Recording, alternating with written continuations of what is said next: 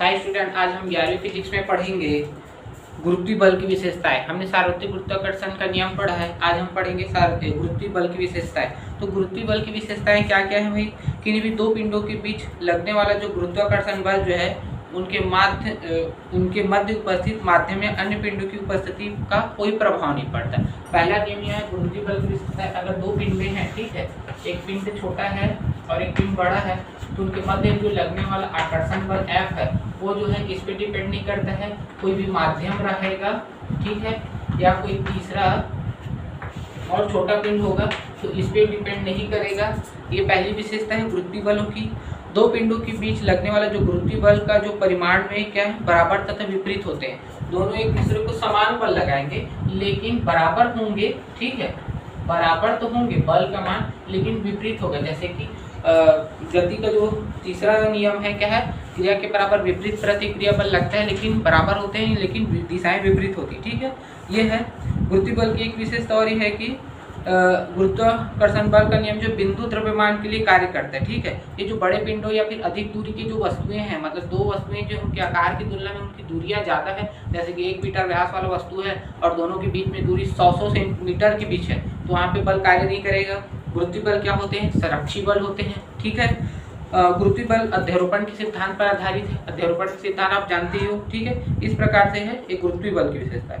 अब हम बात करते हैं गुरुत्वीय त्वरण।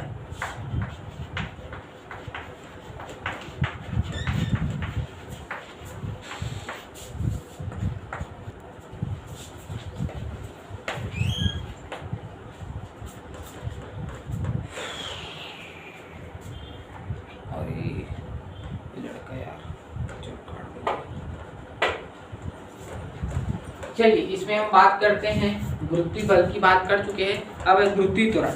गुरुत्वीय त्वरण क्या होगा? गुरुत्वीय त्वरण के आप बारे में सभी जानते हैं। जो भी हम वस्तु को ऊपर उछालते हैं पृथ्वी सतह से, वो जमीन पे आके गिर जाता है, उसका रीजन क्या है?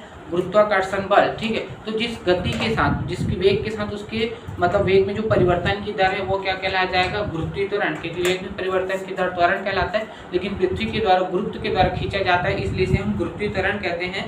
तो इसकी परिभाषा क्या होगा?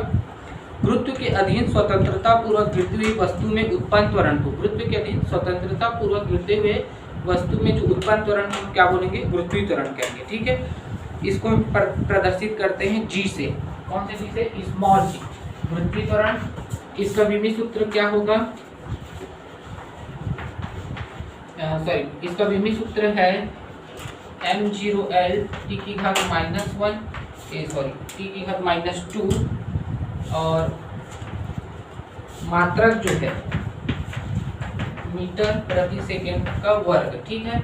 इसको जी से प्रदर्शित करते हैं तथा जी का जो मान होता है 9.81 मीटर प्रति सेकंड का वर्ग। इसका एक नियत मान है जी का मान, ठीक है। यहाँ तक क्लियर हो गया। अब हम बात करते हैं आगे, इसी में जुड़ा हुआ है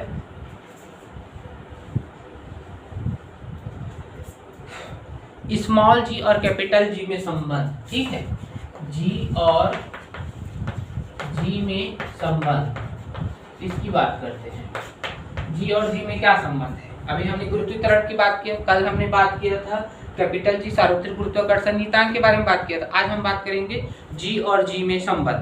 मान लेते हैं कि कोई वस्तु जो पृथ्वी सतह पर स्थित है, ठीक है, ये रहा, और पृथ्वी का जो केंद्र O है उसकी त्रिज्या क्या है? R है। पृथ्वी का द्रव्यमान m मान लेते हैं, वस्तु का द्रव्यमान स्मॉल m है, ठीक है।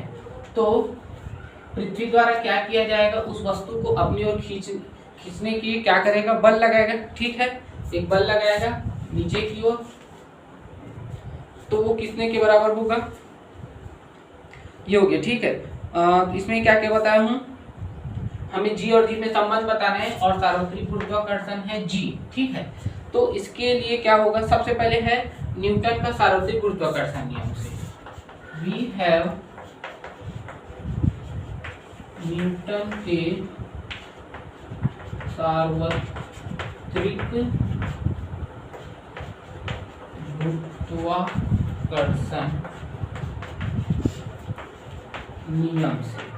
न्यूटन का सार्वत्रिक गुरुत्वाकर्षण नियम क्या बोलते हैं? दो पिंडों के लिए है। मान लीजिए पृथ्वी एक पिंड है और एक छोटा सा वस्तु जो पृथ्वी के सतह पर उपस्थित है वो एक पिंड है, ठीक है। तो दोनों के बीच की दूरी क्या है? r है। और उस पर लगने वाला बल का मान कितना हो जाएगा, F बराबर G M M upon R का स्क्वायर, जहाँ आर क्या है उसके केंद्र के सापेक्ष वस्तु की दूरी है, ठीक है। तो 2 पिंड हो जाएंगे, ये लगने वाला बल है, ठीक है।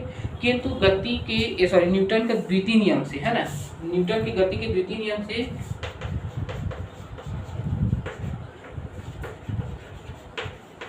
न्यूटन के गति के द्वितीय नियम से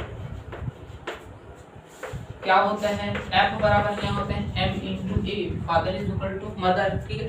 F is equal to m होता है, मतलब जब किसी वस्तु पे हम बल लगाते हैं तो उसके द्रव्यमान और उसमें उत्पन्न त्वरण के गुणनफल के बराबर होता है, ठीक है। लेकिन यहाँ पे गुरुत्वीय त्वरण की बात करें, ये जो है क्या रेखीय त्वरण है, हम गुरुत्वीय त्वरण,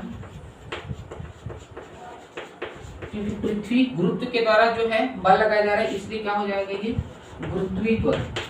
तो F बराबर हम क्या लिख सकते हैं m इंटू जी, ए की जगह क्या रखना है जी रखना है, ठीक है। ए की जगह हम जी रखेंगे, F बराबर m a, इसको समीकरण 2 और ये है समीकरण 1। यहाँ पे क्लियर हो गया, दोनों को तुलना कर देते हैं, दोनों के क्या है लेफ्ट साइड क्या है बराबर है, तो राइट साइड की बात करते हैं, तो राइट साइड क्या हो जाएगा mg, पहले समीकरण 2 के मान F बराबर mg, और ये भी क्या है सार्वत्रिक गुरुत्वाकर्षण नियम m बराबर क्या है G M M upon R का स्क्वायर, एम एम कैंसिल हो जाएगा, जी का मान मिलेगा जी एम अपॉन आर का स्क्वायर। ये जो संबंध है स्मॉल जी और कैपिटल जी में संबंध है, ठीक है।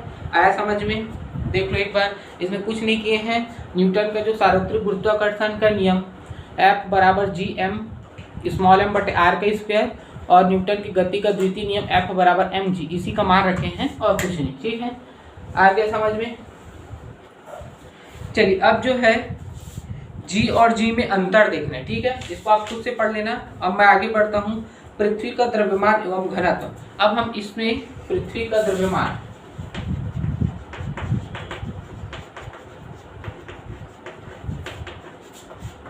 एवं घनत्व, हम पृथ्वी का जो द्रव्यमान है कैपिटल M और उसका घनत्व डेंसिटी, इसके बारे में यहाँ पे गणना करेंगे, ठीक है। तो मान लेते हैं पृथ्वी का द्रव्यमान क्या है कैपिटल M है और उसकी त्रिज्या क्या है R, ये पृथ्वी है, उसका द्रव्यमान M, उसकी त्रिज्या R है, ठीक है। और पृथ्वी की सतह पे कोई छोटा वस्तु जो है जिसका द्रव्यमान क्या है M है, वो उपस्थित है, तो उस पे लगने वाला जो गुरुत्वीय त्वरण है उसका मान कितना होता है, जस्ट अभी निकाले हैं, पृथ्वी सतह पर स्थित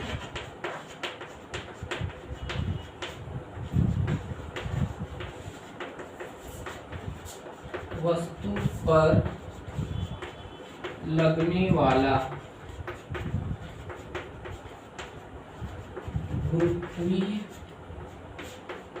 त्वरण कितना हो जाएगा, जी बराबर है जी एम अपॉन आर का स्क्वायर, ये है, ठीक है। यहाँ तक क्लियर हो गया। अब हमें चूंकि क्या ज्ञात करना है पृथ्वी का द्रव्यमान, तो यहाँ से m का मान निकाल लेते हैं, m बराबर क्या हो जाएगा जी आर का स्क्वायर अपॉन में कैपिटल जी, ठीक है। ये हो गया m का मान, यहाँ तक क्लियर है। इसको हम देते हैं समीकरण 1। अब आगे जो है, चलिए अब हमें पृथ्वी का द्रव्यमान ज्ञात करना है, तो समीकरण 1 में पृथ्वी का द्रव्यमान ज्ञात करने के लिए क्या क्या चीज का जरूरत है, स्मॉल जी, कैपिटल आर और कैपिटल जी का मान अगर पता होगा तो हम m का मान निकाल सकते हैं। तो हमें पता है स्मॉल जी का मान कितना है, स्मॉल जी का मान है 9.8 मीटर प्रति सेकेंड का वर्ग है, ठीक है। उसके बाद आर का मान अर्थात पृथ्वी की त्रिज्या कितना है 6.38 गुणित 10 की घात कितना है 6 मीटर है, और कैपिटल जी का मान 6.67 गुणित 10 की घात -11 न्यूटन मीटर स्क्वायर प्रति किलोग्राम, ठीक है। इन मानों को हम रख लेंगे और हमें पृथ्वी का द्रव्यमान मिल जाएगा। समीकरण 1 में जी कैपिटल जी व आर के मान रखने पर, ठीक है, रखते जाते हैं, m बराबर हो जाएगा 9.8 और यहाँ पे रखेंगे 6.38 गुणित 10 की घात 6 पूरे का वर्ग बट्टी 6.67 गुणित 10 की घात -11, ठीक है। इसको जब आप हल करोगे तो आपको आंसर मिलेगा 5.98 गुणित 10⁻24 किलोग्राम। ठीक है, ये आंसर मिलेगा।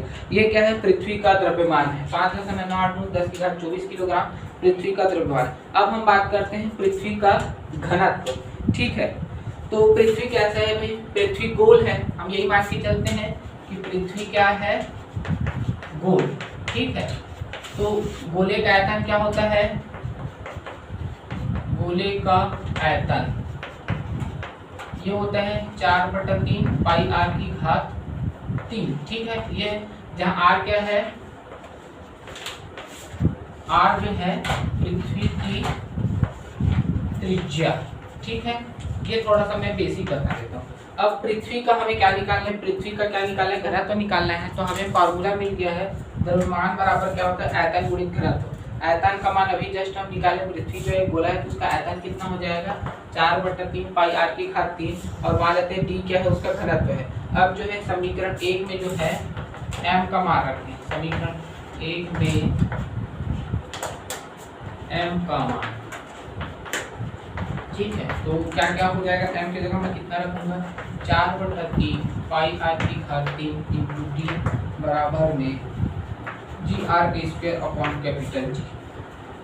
r⁻2 जो है r⁻3 को काट देगा और d बराबर मिल जाएगा g, 3g, 3 का ऊपर में हो जाएगा गुणा बटे में 4 पाई इंटू g। ठीक है, और यहाँ पे एक r बच गया है, उसको लिख देंगे r। तो ये हो जाएगा घनत्व का फार्मूला। ठीक है, इसको हम समीकरण नंबर देते हैं 2। अब फिर से हम समीकरण 2 में g व r का मान रखने पर, ठीक है, किसका मान रखेंगे? g का मान, इस g का मान, r का मान। इन मान हमारे पास पता है, ये जो सारे के सारे क्या हैं? g के मान है। इन मानों को हम रख देते हैं। ठीक है, यहाँ रखते हैं।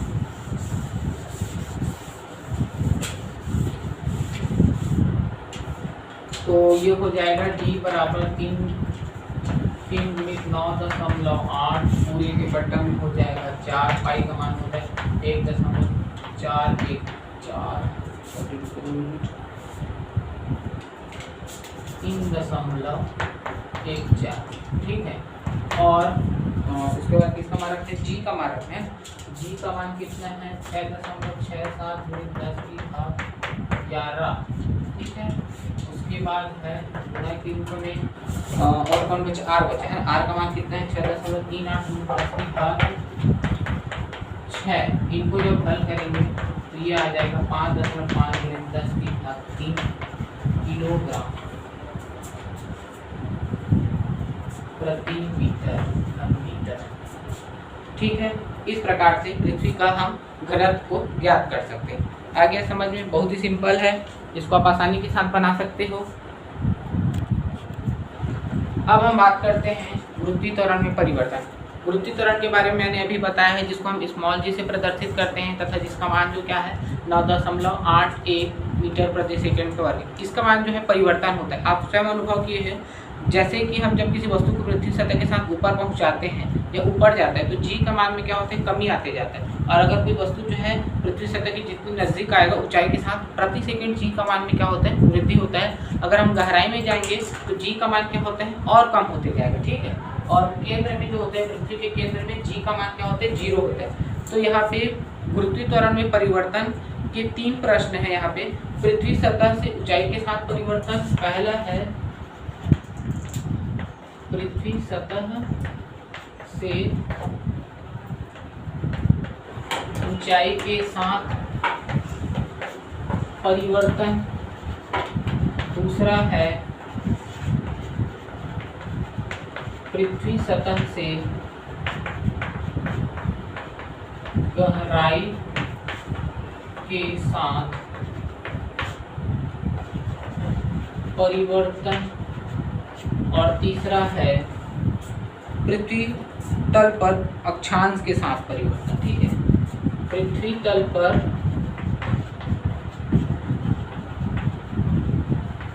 अक्षांश के साथ परिवर्तन। तो 11वीं फिजिक्स में 2 प्रश्न इंपॉर्टेंट है। पहला नंबर है पृथ्वी सतह से ऊंचाई के साथ परिवर्तन और पृथ्वी सतह से गहराई के साथ परिवर्तन। ठीक है, पृथ्वी सतह पर अक्षांश के साथ परिवर्तन को हम नहीं देखेंगे। ठीक है, तो इसमें हम बात कर लेते हैं। पहला प्रश्न पृथ्वी सतह से ऊंचाई के साथ परिवर्तन। ठीक है, तो सबसे पहले तो हम मान लेंगे कि मान लेते कोई वस्तु जो है पृथ्वी सतह पे स्थित है। पृथ्वी सतह पे स्थित है, इसका मतलब ये है कि ये हमारा पृथ्वी है, इसकी केंद्र O है और उसकी त्रिज्या R है। उसके साथ एक वस्तु रखा हुआ है M द्रव्यमान। ठीक है, और पृथ्वी का द्रव्यमान क्या है? Capital M। ठीक है, यहाँ तक क्लियर हो गया। अब जो है इसमें क्या होगा, जब कोई M द्रव्यमान की वस्तु रखा है, मतलब वो जो है पृथ्वी के केंद्र के सापेक्ष R ऊंचाई पे क्या है? ऊंचाई पर स्थित है। ठीक है, तब यहाँ पे 2 नियम लागू होंगे। सबसे पहले न्यूटन का सार्वत्रिक गुरुत्वाकर्षण का नियम और न्यूटन का जो है गति का द्वितीय नियम। तो सार्वत्रिक गुरुत्वाकर्षण नियम क्या बोलते हैं? सार्वत्रिक गुरुत्वाकर्षण नियम F का मान क्या होता है? सार्वत्रिक गुरुत्वाकर्षण नियम में क्या होगा? ये भी एक छोटा सा पिंड है, पृथ्वी को बड़ा पिंड है, तो दोनों के मध्य लगने वाला बल क्या हो जाएगा? Gmm/r। ठीक है, लेकिन न्यूटन के गति का द्वितीय नियम, न्यूटन की गति का जो द्वितीय नियम क्या बोलता है? F बराबर क्या है? mg, जहाँ g क्या है? गुरुत्वीय त्वरण। ठीक है, ये हो गया। दोनों आपस में बराबर है, दोनों को तुलना कर देते हैं। mg बराबर क्या हो जाएगा? Gmm/r का स्क्वायर। यहाँ से g का मान कितना हो जाएगा? Gm/r का स्क्वायर। इसको हम लेंगे समीकरण 1। ठीक है, हमें क्या निकालना है? ऊंचाई के साथ g में परिवर्तन। अब मान लेते हैं कि किसी क्षण जो वस्तु जो है h ऊंचाई पे पहुंच जाता है, किसी भी माध्यम से हो, जंप करके हो या उड़ के हो, पृथ्वी सतह से h ऊंचाई पे पहुंच जाता है। ठीक है, तब क्या होगा? ये हमारी पृथ्वी है, जिसका केंद्र O, त्रिज्या R और यहाँ से h ऊंचाई तक वो जो है वस्तु यहाँ पे पहुंच जाता है। ठीक है, और ये हो गया उसका द्रव्यमान। तब क्या होगा? तब की स्थिति में क्या हो जाएगा? लगने वाला जो सार्वत्रिक गुरुत्वाकर्षण का नियम क्या हो जाएगा भाई? इसमें कैसे लिखें? जब वो h ऊंचाई पे पहुंचेगा, ठीक है, वस्तु जो है h ऊंचाई पे जब पहुंच जाता है तो वस्तु पर लगने वाला गुरुत्वीय त्वरण, मान लेते हैं वस्तु पे लगने वाला जो गुरुत्वीय त्वरण जो है वो क्या हो जाता है? g dash. ठीक है, क्योंकि g के मान में परिवर्तन आता है, ऊंचाई के साथ या गहराई के साथ g के मान में क्या होता है? पृथ्वी सतह पे ही रहता है, बाकी में परिवर्तन आता है। तो ये जो सार्वत्रिक गुरुत्वाकर्षण नियम से यहाँ से क्या हो जाएगा? F बराबर कितना हो जाएगा? Gmm अपॉन में क्या हो जाएगा? R प्लस h का वर्ग। क्यों होगा भाई? क्योंकि अब वस्तु की ऊंचाई क्या हो गया है? यहाँ से लेकर यहाँ तक ये कितना है? h प्लस r या r प्लस h भी बोल सकते हैं ना, r प्लस h। अब वस्तु की ऊंचाई कितना हो गया? ये। तथा दूसरा क्या है? इसके अनुसार, मतलब न्यूटन की गति के द्वितीय नियम के अनुसार क्या होगा? F का मान कितना हो जाएगा? F × g'। ठीक है, या g डे। इन दोनों की तुलना कर देते हैं, इसकी और इसका। ये हो जाएगा mg डे बराबर में Gmm/r प्लस h का वर्ग। mm कैंसिल हो जाएगा, g डे बराबर मिल जाएगा Gm/r प्लस h का वर्ग। ये हो गया समीकरण। ठीक है, यहाँ तक क्लियर हो गया। अब हम समीकरण 1 और 2 से डिवाइड कर देते हैं। ठीक है, यहाँ पे लिखेंगे समीकरण 2 भागी समीकरण 1। ठीक है, तो समीकरण 1 में क्या है? g डेश है, और समीकरण 2 में g डेश है, और समीकरण 1 में क्या है? g। ठीक है, इधर को भाग दे देते हैं,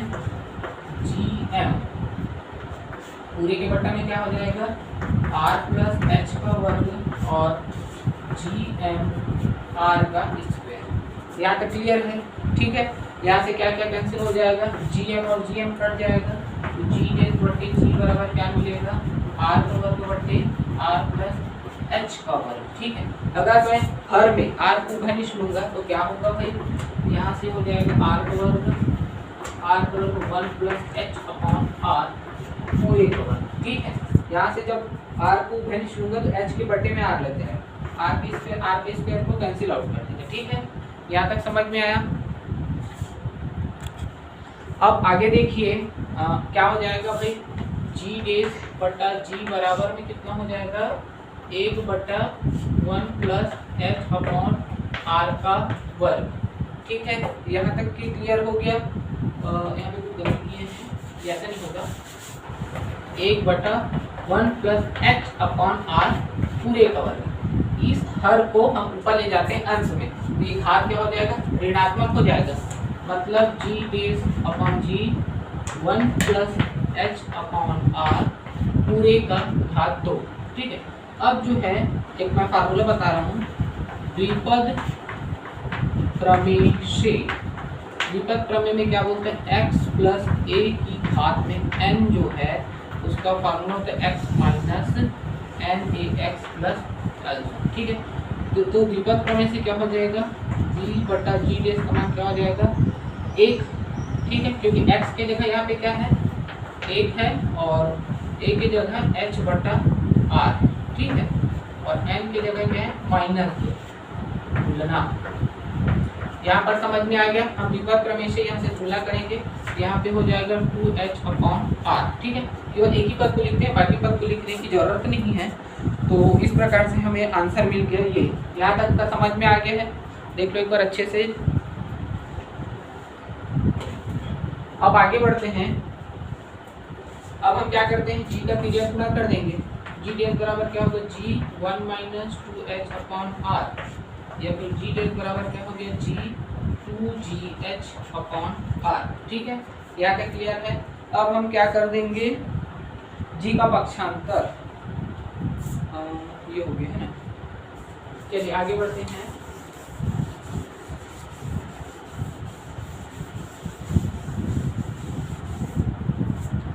अब देखिए आप क्या करते हैं, इसको जो है